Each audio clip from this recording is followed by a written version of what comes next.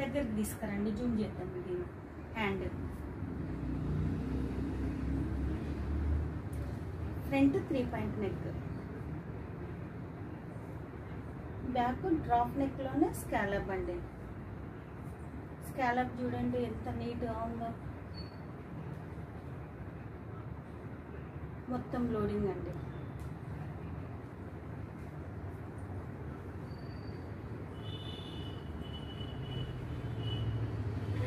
Back కూడా ఇలా net ఇచ్చామండి, కింద వచ్చేసి స్కాలప్ ఇచ్చి పోట్లీ బటన్ అండి.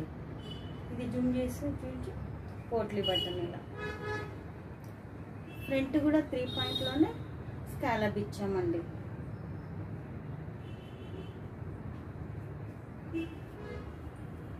Hand net.